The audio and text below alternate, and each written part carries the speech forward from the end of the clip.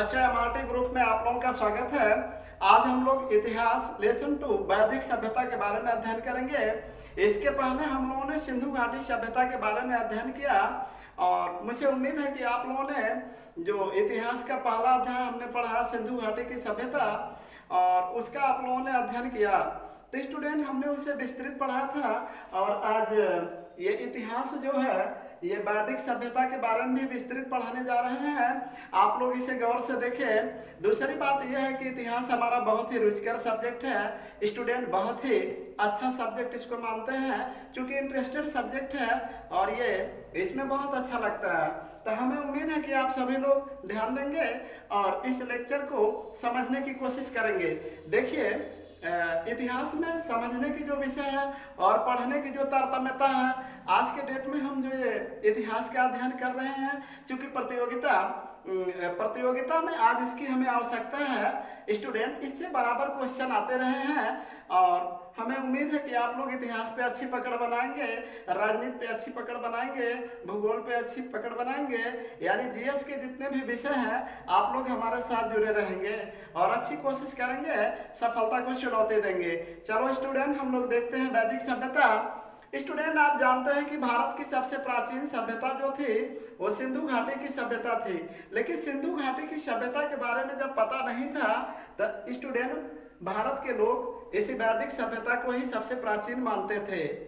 तो वैदिक सभ्यता जो है ये वेदों पर आधारित है। इन वेदों के जो रचयिता हैं वो आर्य हैं। अब आर्य का मतलब श्रेष्ठ या कुलीन। स्टूडेंट अब ये आर्य जो है विदेशी हैं, हम लोग हैं, हम लोग विदेश से आए हैं और भारत के जो मूल निवासी थे द्रविड़ उनको खदेड़ दिए। हम लोग स्टूडेंट पंजाब वाले क्षेत्र से आए, मध्य एशिया से आए। कुछ लोगों का मत है, कुछ लोग तिब्बत से मानते हैं और कुछ लोग आर्कटिक क्षेत्र से मानते हैं। तो स्टूडेंट विभिन्न लोगों का विभिन्न मत है। तो कुछ ये भारतीय लोगों का अलग मत है, विदेशी लोगों का अलग मत है। तो स्टूडेंट ये मध्य एशिया सबसे ज़्यादा उपयुक्त मत है। लोग मध्य एशिया से मानते हैं जो भारत में आए और सप्त सिंधु प्रदेश में बस गए। तो इस प्रकार अब वो ब्रह्मर्षि देश में प्रवेश किए, इसके बाद ब्रह्मावर्त में, इसके बाद आर्यावर्त में। आर्यावर्त में स्टूडेंट ये प्रवेश करते हैं तो एक आर्यगढ़ बनाते हैं जिनका नाम इन्होंने आर्यमगढ़ रखा। तो स्टूडेंट यही आर्यमगढ़ बाद में आजमगढ़ के नाम से स्टूडेंट प्रसिद्ध हुआ। तो ये जो आजमगढ़ आज है इसे पहले आर्यमगढ़ कहते थे। तो स्टूडेंट यहाँ आर्य लोग ज्यादा बसे थे इसलिए इसे आर्यमगढ़ कहते थे। अब हम देखते हैं गंगा और यमुना के बीच ये जो क्षेत्र थे इसमें आर्य लोग प्रवेश किए सप्त सिंधु प्रदेश से। इस प्रकार ये लोग द्रविड़ों को दक्षिण भारत की ओर खदेड़ दिए और अपना ये यहाँ पे अस्थायित्व बनाए रखे। तो स्टूडेंट जब आर्य आते हैं तो आर्यों में भी युद्ध होते हैं 10 जनों के बीच, स्टूडेंट और सुदास के बीच। एक तरफ वशिष्ठ मुनि थे स्टूडेंट, दूसरे तरफ परशुराम जी थे। अब दोनों में जब युद्ध होता है तो स्टूडेंट ये जो विजयी होता है वशिष्ठ जी जिधर से थे वही स्टूडेंट आर्यगोल विजयी होता है। इस प्रकार भारत में आर्यों का स्टूडेंट अस्थायित्व तो बढ़ता गया और देखा जाए आर्यों ने वेदों की रचना की। तो स्टूडेंट वेदों में 4 थे, ऋग्वेद, यजुर्वेद, सामवेद, अथर्ववेद। तो ऋग्वेद जो था ये सबसे पुराना वेद था। तो आओ इस प्रकार सिर्फ लेक्चर सुनने से नहीं काम होगा। तो स्टूडेंट थोड़ा नक्शे से देखते हैं, विस्तृत देखते हैं और फिर उसको साथ साथ लिखते भी चले, लेक्चर भी देते चले, आप समझते चले तो फिर और कुछ अच्छा होगा। चलो चलते हैं।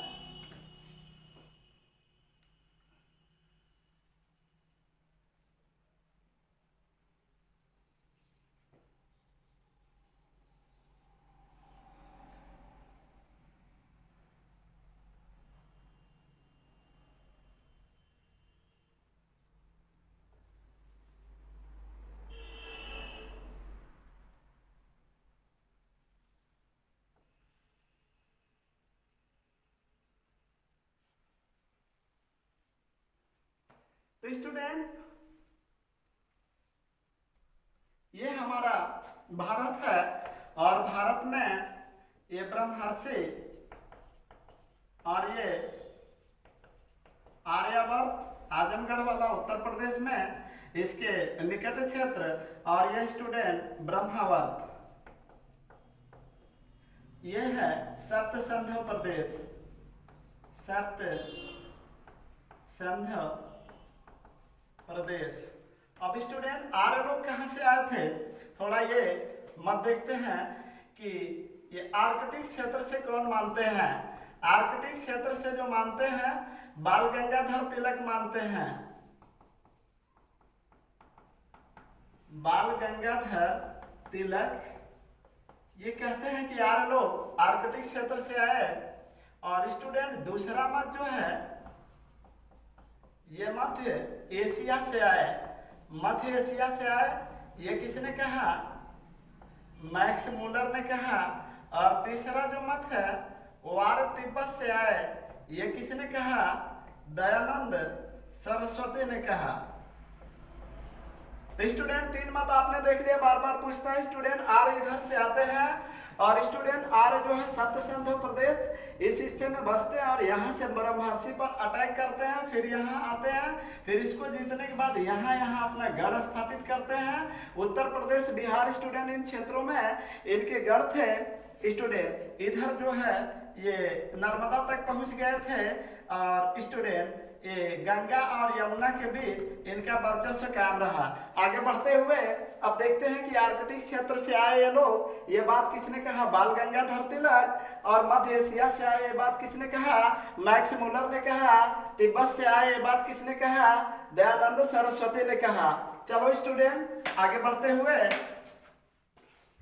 अब आगे बढ़ते हुए तो स्टूडेंट आर्य का अर्थ होता है श्रेष्ठ। स्टूडेंट इन्होंने वेदों की रचना की, वेदों की रचना की। ऋग्वेद, यजुर्वेद, सामवेद, अथर्ववेद, अथर्ववेद। ऋग्वेद के पुरोहित को होत्र कहते थे, यजुर्वेद के पुरोहित को स्टूडेंट अर्थयु कहते थे, और सामवेद के पुरोहित को उद्गाथा कहते थे, अथर्ववेद के पुरोहित को ब्रह्मा कहते थे। ये बात आप सभी लोग समझ गए होंगे। आप जानते हैं कि इतिहास मेरा बहुत ही रुचिकर विषय है। स्टूडेंट हर विषय में नक्शे पढ़ाने की कोशिश करूंगा, क्योंकि पढ़ाई मेरी शौक है। मैं ये चाहता हूं कि आप सभी लोगों की पढ़ाई स्टूडेंट एक शौक हो जाए और उसे पढ़ें। तो स्टूडेंट 24 घंटा अपना है, हर किसी का सपना है, सब कुछ अच्छा दिखने लगेगा।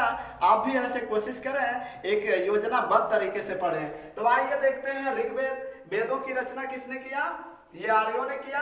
ऋग्वेद का पुरोहित होत्र है, यजुर्वेद का पुरोहित अर्धयु है, सामवेद का पुरोहित उद्गाथा है, अथर्ववेद का पुरोहित ब्रह्म है। ऋग्वेद का स्टूडेंट हम बात करते हैं ब्राह्मण ग्रंथ ऐतरेय और कौशिक है, ऐतरेय और कौशिक है। स्टूडेंट ये ब्राह्मण ग्रंथ की बात है।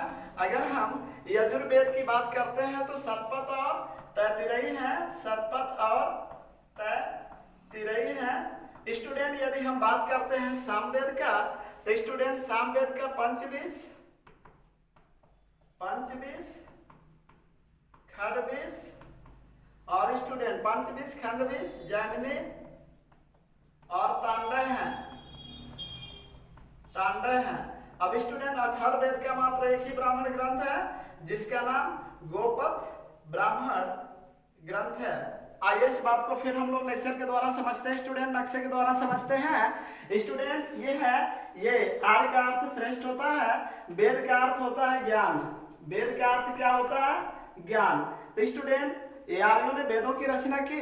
अब ये वेद कितने हैं, 4 हैं। पहला कौन सा है स्टूडेंट, ऋग्वेद के पुरोहित को होत्र कहते हैं और इसके ब्राह्मण ग्रंथ है, बार बार एग्जाम में पूछता है। ऐतरेय कौशिक है। दूसरा यजुर्वेद के पुरोहित को अर्धयु कहते हैं जिसका ब्राह्मण ग्रंथ शतपथ तथा तैतिरेयी है। तीसरा सामवेद है जिसके पुरोहित को उद्गाथा कहते हैं, जिसका ये स्टूडेंट ब्राह्मण ग्रंथ पंचविश खडविश जैमिनी तथा तांडव है। चौथा अथर्ववेद है। अथर्ववेद के पुरोहित को ब्रह्म या ब्रह्मा कहते हैं। अथर्ववेद का ब्राह्मण ग्रंथ गोपद ब्राह्मण है। तो स्टूडेंट जगह नहीं मिटाने के बाद आगे बढ़ रहे हैं, देखते रहे आप लोग, बने रहे। अब इसको भी मिटाना चाहते हैं, थोड़ा आप देख रहे हैं। तो ये हमारा भारत है स्टूडेंट। भारत में आए, ब्रह्मर्षि देश में सर्वप्रथम मध्य एशिया से आए, सप्त सिंधु प्रदेश में बसे। वहां से स्टूडेंट इनके पास अच्छे अच्छे घोड़े थे, ये बड़े ही लड़ाकू थे। स्टूडेंट इनके पास रथ था। और ये जब भारत में एंट्री मारे ब्रह्मर्षि देश में, तो जो यहाँ के मूल निवासी लोग द्रविड़ थे, ये भाग के यहाँ चले आए दक्षिण भारत की ओर स्टूडेंट। और ये जो है भारत पे कब्जा, यहाँ तक इनका दबदबा रहा, नर्मदा के पास तक इनका दबदबा रहा। इस प्रकार भारत के ब्रह्मर्षि और ब्रह्मावर्त आर्यावर्त कब्जा करते हुए आर्यावर्त में आजमगढ़ को अपना घर बनाया, इसलिए इसका नाम आर्यनगढ़ पड़ा। तो स्टूडेंट इसके क्षेत्र में गोरखपुर, देवरिया, कुशीनगर और जौनपुर, स्टूडेंट अम्बेडकर नगर जैसे क्षेत्रों में भी ये गढ़ के रूप में मौजूद रहे। अब देखिए आर्कटिक क्षेत्र से भारत में एंट्री मारे, ये बात किसने कहा? आर्यों के लिए बाल गंगाधर तिलक ने मध्य एशिया से भारत में एंट्री मारे, ये बात किसने कहा? Max Muller. सर्वाधिक मान्य मत यही है कि आर्य लोग मध्य एशिया से आए थे, ये कथन किसका है? मैक्स मुलर का। और तिब्बत से मानते हैं दयानंद सरस्वती, जिन्होंने वेदों की ओर लौटो का नारा दिया था। तो स्टूडेंट ये वैदिक सभ्यता से प्रभावित थे। आगे बढ़ते हुए अब हम लोग बात करते हैं ऋग्वेद। स्टूडेंट काल विभाजन देखते हैं, इसका काल विभाजन, पहला ऋग्वैदिक काल, ऋग्वैदिक काल ये 1500 बीसी से 1000 बीसी। दूसरा उत्तर वैदिक काल, उत्तर वैदिक काल 1000 बीसी से ये 600 बीसी माना गया है। तो अब आप देख रहे हैं कि स्टूडेंट काल विभाजन के अनुसार वैदिक सभ्यता दो कालों में बटी हुई थी। पहला तो ऋग्वैदिक काल जो 1000 बीसी 1500 बीसी से लेके 1000 बीसी तक था, और दूसरा जो है उत्तर वैदिक काल स्टूडेंट ये 1000 बीसी से 600 बीसी तक था। आगे बढ़ते हुए अब स्टूडेंट हम लोग देखते हैं ये ऋग्वेद से कुछ प्रश्न आते हैं, खास उनको देख लेते हैं। तो स्टूडेंट 10 मंडल है। गायत्री मंत्र जो है तीसरे मंडल में है, तीसरे मंडल में है। और देवता सोम का उल्लेख 9वें मंडल में है। स्टूडेंट अब बात करते हैं, तो ये ऋग्वेद जो है इसमें 10 मंडल है, 1028 सूक्त हैं, 10,462 मंत्र या इसको ऋचाएं कहते हैं। तो स्टूडेंट ऋग्वेद में मंडल कितने हैं? 10 और 1028 सूक्त हैं, 10,462 ऋचाएं हैं। गायत्री मंत्र तीसरे मंडल में है। सोम जो है स्टूडेंट ये 9वें मंडल में उल्लिखित है, देवता सोम का उल्लेख ये 9वें मंडल में है। अब बात करते हैं प्रश्न और कहां से आते हैं। यज्ञ वाला वेद, यजुर्वेद, विभिन्न प्रकार के यज्ञों का उल्लेख है। स्टूडेंट कर्म कांड वाला वेद, कर्म कांड वाला वेद अथर्ववेद है। और एक प्रश्न आता है गायन वाला वेद, सामवेद है। और स्टूडेंट और भी प्रश्न आते हैं, आप बने रहिए, आप देखते रहिए।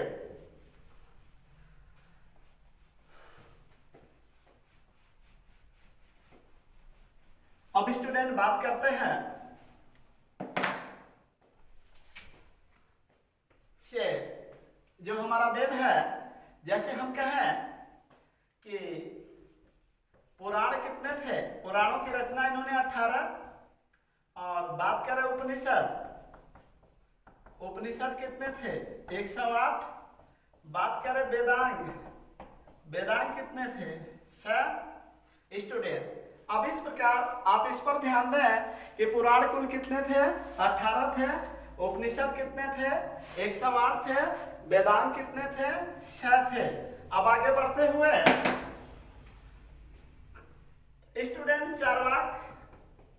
दर्शन को किसने लिखा? चार्वाक ने लिखा। स्टूडेंट योग दर्शन को किसने लिखा? पतंजलि ने लिखा। और स्टूडेंट प्रश्न ये भी आता है, सांख्य दर्शन को किसने लिखा? सांख्य दर्शन को कपिल मुनि ने लिखा। प्रश्न ये भी आता है, न्याय दर्शन को किसने लिखा? गौतम मुनि ने लिखा। प्रश्न ये भी आता है कि स्टूडेंट पूर्व मीमांसा को किसने लिखा? जैमिनी ने लिखा। स्टूडेंट अब इतना देखने के बाद हम लोग आगे बढ़ेंगे। आप लेक्चर में बने रहे और देखते रहे, सब कुछ समझते रहे, याद करते रहे। स्टूडेंट चार्वाक दर्शन, चार्वाक योग दर्शन, पतंजलि सांख्य दर्शन, कपिल न्याय दर्शन, गौतम पूर्व मीमांसा, जैमिनी। तो स्टूडेंट हम बात करते हैं चार्वाक दर्शन का। तो चार्वाक दर्शन किसने लिखा है? चार्वाक ने। योग दर्शन किसने? पतंजलि। सांख्य दर्शन किसने? कपिल। और न्याय दर्शन किसने? गौतम। पूर्व मीमांसा किसने? स्टूडेंट पूर्व मीमांसा, जैमिनी। बात करते हैं उत्तर मीमांसा की। ये बादरायण लिखे हैं। उत्तर मीमांसा किसने लिखा? बादरायण। वैशेषिक दर्शन किसने लिखा है? वैशेषिक दर्शन ये कणाद ने लिखा। देखो ये प्रश्न बहुत आता है स्टूडेंट, इस प्रश्न पे आप ध्यान दीजिए। अब हम बात करते हैं कुछ आगे। तो स्टूडेंट इस जो वैदिक सभ्यता है वेदों पर आधारित है, वेद आर्यों द्वारा रचे गए थे। स्टूडेंट ये वैदिक काल दो भागों में था, ऋग वैदिक काल या पूर्व वैदिक काल, और दूसरा जो था उत्तर वैदिक काल। तो ऋग वैदिक काल जो था 1500 BC से लेके 1000 BC, और उत्तर वैदिक काल जो था 1000 BC से 600 BC तक रहा। और लोहे की खोज हुई। प्रिय पशु जो था घोड़ा था, और प्रमुख पशु जो था गाय। गाय को अघन्य कहा गया, न मारे जाने योग। स्टूडेंट गाय को पवित्र मान। सिंधु नदी का सर्वाधिक बार वर्णन हुआ है। सबसे अधिक बार वर्णन जो है सिंधु नदी का हुआ है, लेकिन सबसे पवित्र जो नदी थी वो सरस्वती नदी थी। लेक्चर आप सुनते रहिए स्टूडेंट। बादरायण, कणाद। और स्टूडेंट आगे बढ़ते हैं। नदी का प्राचीन नाम और ये आधुनिक नाम। तो स्टूडेंट नदी का प्राचीन नाम जैसे बताए, क्रुभ, क्रुभ के कुर्रम।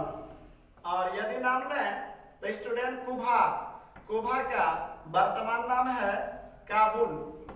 स्टूडेंट अब हम बात करते हैं बेतस्ता, बेतस्ता का वर्तमान नाम है झेलम। अब हम बात करते हैं अस्किनी, अस्किनी का वर्तमान नाम है चिनाब, चिनाब है। स्टूडेंट हम बात करते हैं परुसड़ी, परुसड़ी का वर्तमान नाम क्या है? रावी है। बात करते हैं सतुद्री, सतुद्री का वर्तमान नाम क्या है? सतलज है। सतुद्री का वर्तमान नाम सतलज है। अब स्टूडेंट बात करते हैं पिपासा, माफ कीजिए विपासा। विपासा को क्या कहते हैं? व्यास कहते हैं। अब स्टूडेंट अब इसके बाद बात करते हैं सदानीरा, सदानीरा किसको कहते हैं? गंडक को। अब स्टूडेंट बात करते हैं दृश्यद्वती, दृश्यद्वती मतलब घग्गर होता है। और हम बात करते हैं गोमती, गोमती मतलब गोमन होता है। और हम बात करते हैं सुवस्तु, सुवस्तु मतलब स्वात होता है। चलो इन नदियों का प्राचीन तथा वर्तमान नाम आप समझ लीजिए स्टूडेंट। और क्या है इनका नाम?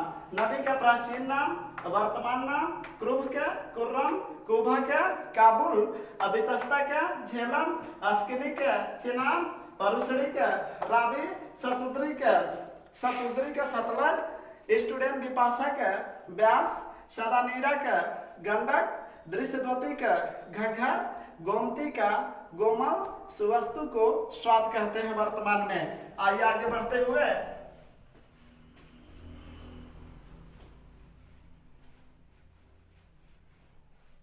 स्टूडेंट आप सभी लोग जानते हैं कि जो ये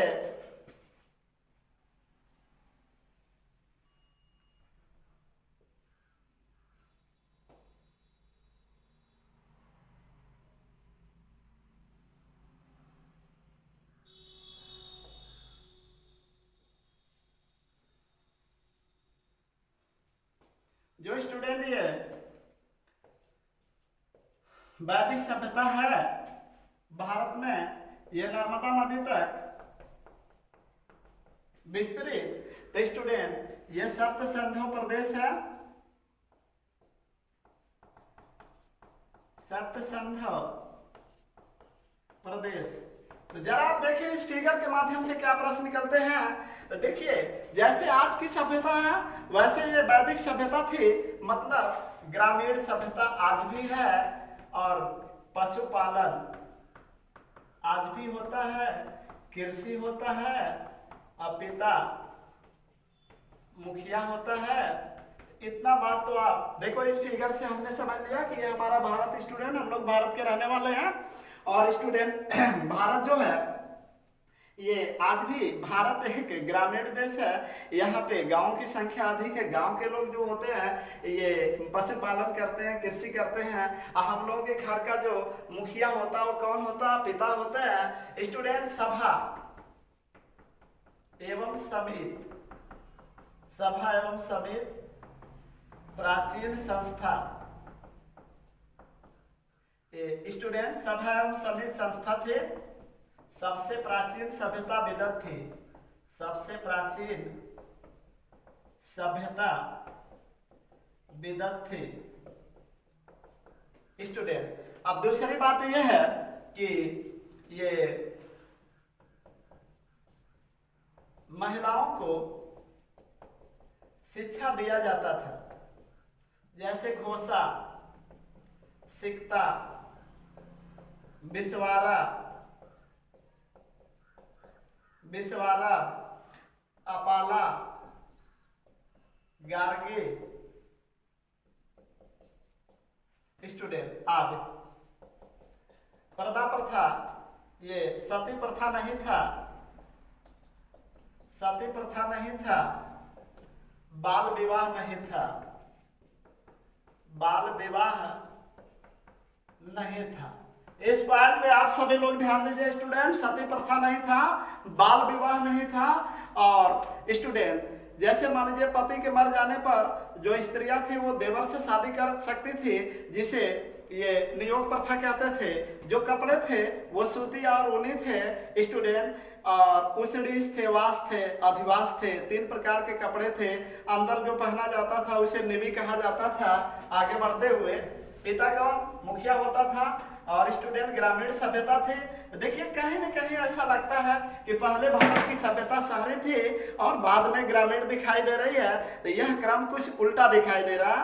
तो स्टूडेंट चूंकि पहले ग्रामीण होना चाहिए बाद में शहरी होना चाहिए, लेकिन ऐसा नहीं। आगे बढ़ते हुए आइए हम इस फिगर से आगे देखते हैं कि हमारा सॉल्यूशन क्या निकलता है। स्टूडेंट ये सबसे प्राचीन संस्था क्या थे? विदत थी, अभी बताया। और स्टूडेंट ये वशिष्ठ का मैंने नाम लिया था, वशिष्ठ। और एक तरफ कौन थे? एक तरफ, दूसरे तरफ परशुराम थे, परशुराम थे। तो स्टूडेंट दूसरे तरफ परशुराम, दशराग युद्ध हुआ था, दशराग युद्ध। मतलब ये लोग स्टूडेंट 10 जन, और स्टूडेंट सुदास के तरफ से एक लोग सुदास के तरफ से थे और एक लोग 10 जन के तरफ से थे। युद्ध हुआ, सुदास विजयी हुआ।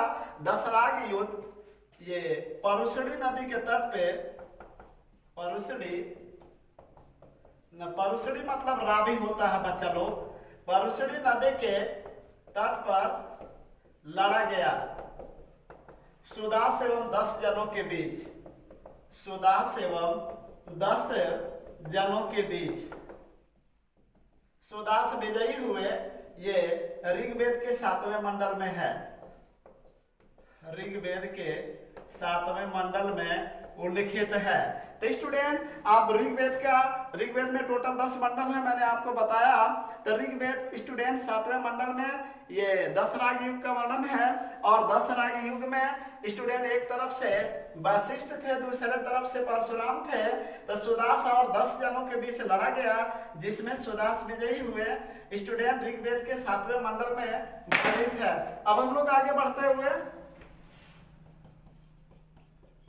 बाल विवाह नहीं था, बाल विवाह प्रथा नहीं था स्टूडेंट, और मुख्य पेय पदार्थ सोमरस था। जो सोमरस था ये पेय पदार्थ था। और स्टूडेंट बात किया जाए तो कपड़े जो थे, अभी मैंने बताया वाश, अधिवास और उसड़ीस थे। अंदर वाला कपड़ा निबी था। अंदर वाला कपड़ा क्या था स्टूडेंट? निबी। देखिए बाल विवाह नहीं था, सोमरस इनका पेय पदार्थ था। और स्टूडेंट कपड़े में 3 थे, वास, अधिवास और उसड़ीस। जो अंदर पहना जाता था, जैसे हम लोग ये अंदर पहने हैं, इसको निबी कहा जाता था। तो स्टूडेंट आगे बढ़ते हुए वैदिक सभ्यता की बात चल रही है। वेदों पर आधारित सभ्यता थी स्टूडेंट। 2 महाकाव्य थे, महाभारत और रामायण, जो वैदिक काल से संबंधित है। भारत में पहले वैदिक सभ्यता का पता चला, क्योंकि स्टूडेंट इसके जो साक्ष्य हैं वो साहित्यिक भी हैं और पुरातात्विक भी हैं। तो स्टूडेंट अब बोगस कोई अभिलेख जो एशिया माइनर से मिला 1400 BC का है लगभग, तो स्टूडेंट उससे साहित्यिक स्रोत के तौर पे विशेष जानकारी मिलती है। स्टूडेंट महाभारत और रामायण महाकाव्य रहे हैं। जय संहिता रामायण महाभारत को कहते हैं। आगे बढ़ते हुए अब स्टूडेंट हम लोग देखते हैं सिंधु नदी का उल्लेख सर्वाधिक है। सिंधु नदी का उल्लेख सर्वाधिक है। सिंधु नदी का उल्लेख सर्वाधिक है। स्टूडेंट हम बात करें तो महाभारत का पुराना नाम निष्क तथा शतमान ये मुद्रा थे, वस्तु विनिमय प्रणाली थी। वस्तु विनिमय प्रणाली थी। और स्टूडेंट बात करें सिंधु नदी का उल्लेख सर्वाधिक, स्टूडेंट महाभारत का पुराना नाम जय संहिता था। महाभारत का पुराना नाम जय संहिता था। तो बच्चा लोग महाभारत का पुराना नाम क्या था? जय संहिता था। निष्क और शतमान मुद्राएं थे, वस्तु विनिमय प्रणाली थी, काम के बदले अनाज दे दिया जाता था। महाभारत का पुराना नाम क्या है? जय संहिता। चलो आगे बढ़ा जा। तो स्टूडेंट सत्यमेव जयते, सत्यमेव जयते मुंडकपो। स्टूडेंट सत्यमेव जयते जो है ये कहां से लिया? मुंड को उपनिषद से लिया गया। और कठोपनिषद से क्या लिया गया है स्टूडेंट? यम तथा नचिकेता का संवाद। नचिकेता का संवाद कहां से लिया गया है? कठोपनिषद से लिया गया है, जो अर्थशास्त्र से स्टूडेंट अथर्ववेद से है। अथर्ववेद से है। आगे बढ़ते हुए सत्यमेव जयते स्टूडेंट राष्ट्रीय आदर्श वाक्य सत्यमेव जयते मुंडकोपनिषद से लिया गया है, जो अथर्ववेद का है। स्टूडेंट किस वेद का कोई आरण्यक नहीं है? आरण्यक नहीं है अथर्ववेद का। अथर्ववेद का कोई आरण्यक नहीं है। अथर्ववेद का ब्राह्मण ग्रंथ क्या है? ये गोपथ ब्राह्मण है, मात्र एक ही ब्राह्मण ग्रंथ है अथर्ववेद। जादू टोना वाला वेद है, सबसे बाद का वेद है। आगे बढ़ते हुए स्टूडेंट आगे देखा जा, ये पर्दा प्रथा नहीं था। पर्दा प्रथा नहीं था। सिंधु नदी सर्वाधिक बार वर्णित। सिंधु नदी सर्वाधिक बार वर्णित। सबसे पवित्र नदी जो था वो सरस्वती था। स्टूडेंट सबसे पवित्र नदी वैदिक सभ्यता में सरस्वती था, जबकि सिंधु नदी का वर्णन सबसे अधिक बार हुआ है। अब एक प्रश्न और आता है, अग्नि मनुष्य एवं देवता के बीच मध्यस्थता करते थे। मनुष्य एवं देवता के बीच मध्यस्थता करते थे, मनुष्य एवं देवता के बीच मध्यस्थता करते थे। स्टूडेंट उन्हें क्या कहते हैं? अग्नि कहते हैं। अब बात आती है कि स्टूडेंट ये अग्नि कौन थे? मनुष्य एवं देवता के बीच ये मध्यस्थता करते थे, यानी मध्यस्थता की भूमिका निभाते थे। वरुण एक देवता थे बच्चा लोग, ये विश्व सृजन करता थे, विश्व सृजन करता थे। और वरुण विश्व सृजन करता थे। एक प्रश्न और आता, ध्रुव जो थे ये आकाश के देवता थे, ध्रुव जो थे ये आकाश के देवता थे। इसके बाद प्रश्न आता है सोम जो थे वो वनस्पति के देवता थे, सोम जो थे वो वनस्पति के देवता थे। स्टूडेंट एक प्रश्न और बनता है, उसका नाम है उषा, प्रगति एवं उत्थान की देवी थी, प्रगति एवं उत्थान की देवी थी। तीन प्रश्नों को देखिए, फिर आगे बढ़ा जा। अग्नि मनुष्य एवं देवता के बीच मध्यस्थता, वरुण विश्व सृजन करता, ध्रुव आकाश के देवता, सोम वनस्पति के देवता, उषा प्रगति एवं उत्थान की देवी थी। स्टूडेंट आगे बढ़ते हुए अब स्टूडेंट देखा जा, इसके बाद अश्विन विपत्तियों को हरने वाला देवता, अश्विन विपत्तियों को हरने वाला देवता, अश्विन विपत्तियों को हरने वाला देवता थे। इसके बाद पूषण पशुओं के देवता थे, पूषण पशुओं के देवता थे। इसके बाद हम बात करेंगे, पूषण के बाद विष्णु विश्व संरक्षक थे। स्टूडेंट तब भी थे, अब भी थे, विष्णु विश्व संरक्षक थे। इसके बाद हम बात करते हैं विष्णु के बाद मारुत जो थे आंधी तूफान के देवता थे, आंधी तथा तूफान के देवता थे। स्टूडेंट मारुत आंधी तथा तूफान के देवता थे। आगे बढ़ते हुए अश्विन विपत्तियों को हरने वाले देवता थे, पूषण पशुओं के देवता थे, विष्णु विश्व संरक्षक थे, मारुत आंधी तूफान के देवता थे। अब स्टूडेंट आगे बढ़ा जा। स्टूडेंट ये सुदास एवं 10 जनों के बीच, अच्छा ऋग्वेद के 10वें मंडल में, 10वें मंडल के पुरुष सूक्त में, पुरुष सूक्त में चतुर्थ वर्ण समास का उल्लेख है, चतुर्थ वर्ण समास का उल्लेख है, चतुर्थ वर्ण समास का उल्लेख है। ब्राह्मण, क्षत्रिय, वैश्य, शूद्र। तो स्टूडेंट ऋग्वेद के 10वें मंडल के पुरुष सूक्त में चतुर्थ वर्ण समाज का उल्लेख है। ब्राह्मण, क्षत्रिय, वैश्य और शूद्र, इस प्रकार ये चतुर्थ वर्ण समाज था। ऋग्वेद के किस मंडल में वर्णित है? 10वें मंडल में वर्णित है। तो स्टूडेंट हम लोग आगे बढ़ा जा। अब स्टूडेंट कुल ग्राम 20 जन राष्ट्र, कुल ग्राम 20 जन राष्ट्र, सबसे छोटी इकाई कुल होता था स्टूडेंट, जिसे परिवार कहते थे।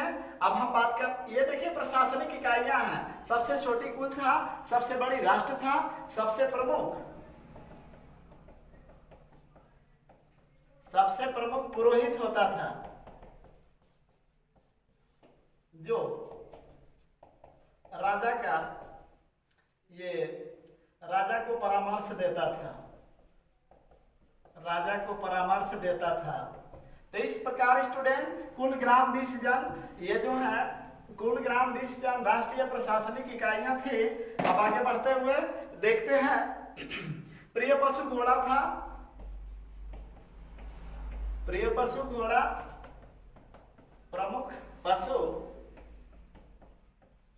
गाय था। स्टूडेंट लोहे की खोज इन लोगों ने किया, लोहे की खोज आर्यों ने किया। बात करते हैं, प्रिय देवता इंद्र थे,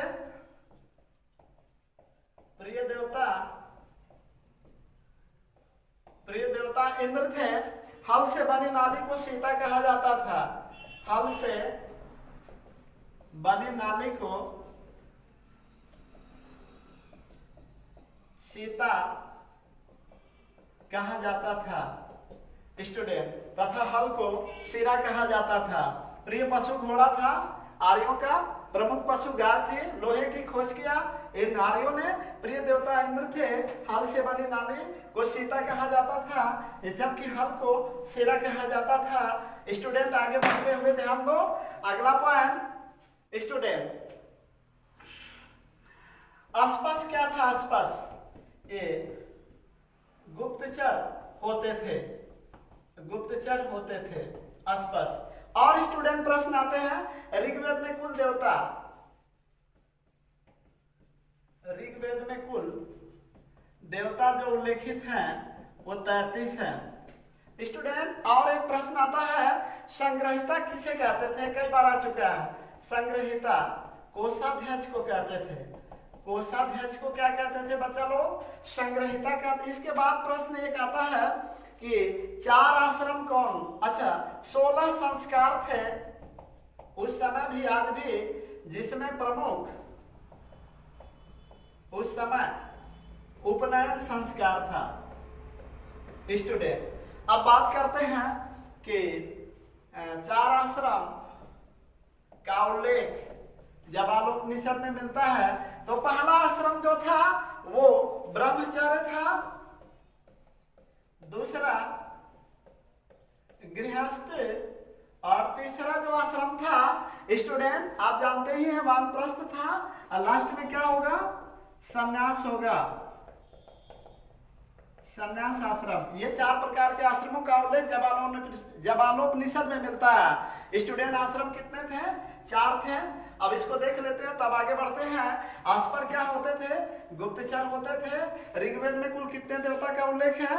33। संग्रहिता किसे कहते थे? कोषाध्यक्ष को। 16 संस्कार थे जिसमें प्रमुख उस समय कौन था? उपनयन। 4 आश्रम, ब्रह्मचर्य, गृहस्थ, वानप्रस्थ और संन्यास। सबसे महत्वपूर्ण कौन सा था स्टूडेंट? सबसे महत्वपूर्ण गृहस्थ आश्रम था। पहला आश्रम क्या था स्टूडेंट? पहला आश्रम जो था वो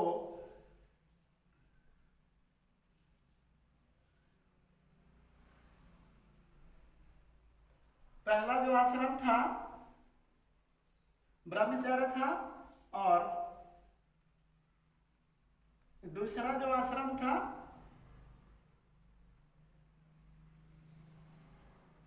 स्टूडेंट वो कौन सा था?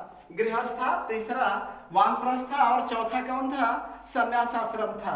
तो आगे बढ़ते हुए अब कहां से प्रश्न आते हैं? सबसे बड़ा उपनिषद, सबसे बड़ा उपनिषद बृहदारण्यक, बृहदारण्यक।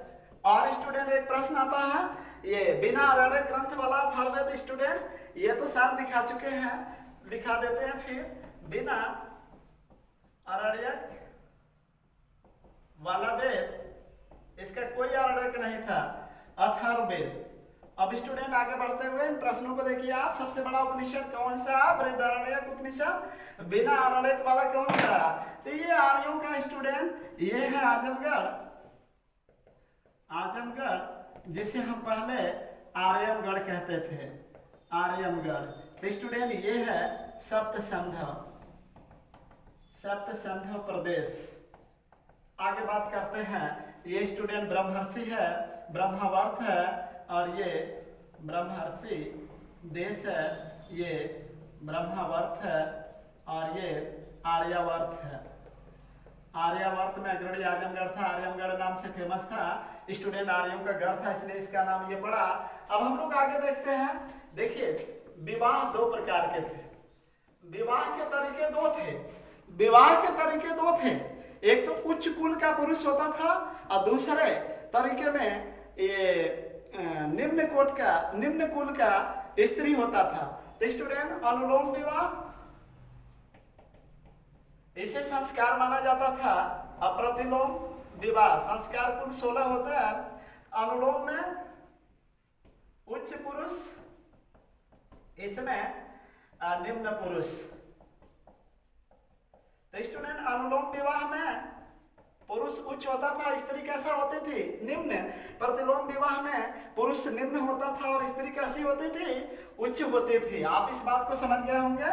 आगे बढ़ते हुए विवाह के प्रकार, विवाह के तरीके थे, इसके बाद विवाह के प्रकार। देखो विवाह के कुल 8 प्रकार थे। अब 8 में हम लोग उसका स्टडी करते हैं स्टूडेंट। पहला ब्रह्म विवाह। ब्रह्म विवाह, ब्रह्म विवाह में क्या था, दहेज सहित कन्यादान होता था। दहेज सहित कन्यादान होता था स्टूडेंट। दूसरा जो विवाह हम लोग देखेंगे, देव विवाह।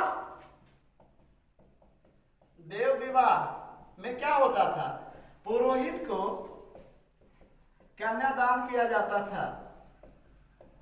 इन 2 विवाहों को पहले आप समझ लीजिए, इसके बाद हम लोग आगे बढ़ेंगे। तो स्टूडेंट ब्रह्म विवाह पहला विवाह है, दहेज सहित कन्यादान किया जाता था।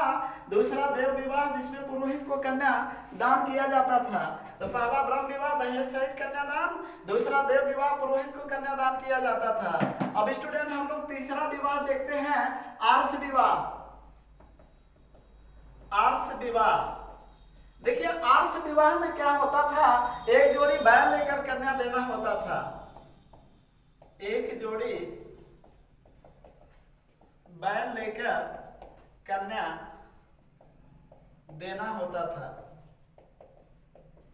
इसे अच्छे से देख ले आप लोग। आर्ष विवाह में एक जोड़ी बैल लेकर कन्या देना होता था। जो कन्या का पिता था वो एक जोड़ी बैल लेता था और स्टूडेंट और अपनी बेटी का विवाह कर देता था। जो भी एक जोड़ी बैल देता था उससे अपनी बेटी का विवाह, इसे हम कौन सा विवाह कहते हैं, आर्ष विवाह। तो स्टूडेंट कितना सस्ता है विवाह था, आर्ष विवाह। इसके बाद चौथा है प्रजापात्य विवाह।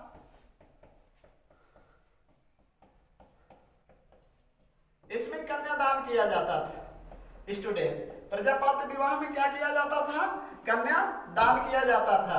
तो इसके बाद हम लोग देखते हैं जो विवाह 8 में 5वें की बात करेंगे, असुर विवाह। असुर विवाह में कन्या का क्रय किया जाता था। जैसे स्टूडेंट कन्या के पिता से गए, हम बात किए भाई हमें शादी करना है, कितना पैसा लोगे, दे दो भाई 5000, ठीक है ले लीजिए, इसके बाद शादी हमारी हो जाती है। मतलब क्या कि इसमें असुर विवाह कहलाता है। पैसा देके ये शादी कोई कर सकता है स्टूडेंट, चाहे उसकी उम्र कितना भी हो। तो स्टूडेंट इसे असुर विवाह उस समय कहा जाता था, पैसा देके ये शादी किया जाता था। अब हम बात करते हैं स्टूडेंट नंबर में 6, गंधर्व विवाह। अब गंधर्व विवाह में क्या होता है, तो स्टूडेंट गंधर्व विवाह में जैसे आप शकुंतला और राजा दुष्यंत की कहानी सुने हैं कि प्रेम हो गया था, अंगूठी उन्होंने गिराई, क्या क्या हुआ, कैसे हुआ, बहुत बड़ी बड़ी बातें हुई। तो इस प्रकार से वो जो था प्रेम हो गया था ये राजा दुष्यंत को शकुंतला से। तो स्टूडेंट तो इसे हम गंधर्व विवाह के अंतर्गत रखते हैं। गंधर्व विवाह ये 6ठा प्रकार का विवाह है जिसमें प्रेम की बात होती है। तो स्टूडेंट ये प्रेम विवाह होता है। आगे बढ़ते हैं, जो विवाह का 7वां प्रकार है स्टूडेंट, वो राक्षस विवाह है। जैसे राक्षस विवाह आप लोग जानते हैं, जब सीता जी स्टूडेंट सीता जी की बात छोड़िए, आपको मालूम है कि कोई स्त्री सो रही है और कोई राक्षस ऊपर से जा रहा है, उसका ऊपर से उसका अपहरण कर ले। तो स्टूडेंट इस प्रकार अपहरण करके जो विवाह किया जाता है उसे क्या कहते हैं, राक्षस विवाह, जबरदस्ती विवाह। स्टूडेंट राक्षस विवाह कहलाता है। इसमें राजी नहीं होता है, मतलब लड़की का पिता या लड़की के परिवार लोग ये जबरदस्ती शादी कर ली जाती है अपहरण के द्वारा, उसे राक्षस विवाह कहते हैं। पैशाच विवाह, पैशाच विवाह अब जानते हैं पैशाच क्या होता है। कोई बच्ची सो रही है, सोई हुई, या उसको क्या कहते हैं भाई, जैसे होश में ना हो, ठीक है, सोई हुई या होश में ना हो, उसके साथ मतलब कुछ गलत करके तो फिर उसको अपना शादी मानते हैं, उसे पैशाच विवाह करते हैं। तो स्टूडेंट कैसा लगा क्लास आज इतिहास का हमने जो छेड़ा है वो हमारा दूसरा लेसन जिसे वैदिक सभ्यता कहता है। फिर मिलेंगे क्या, बस आज इतना है, धन्यवाद स्टूडेंट।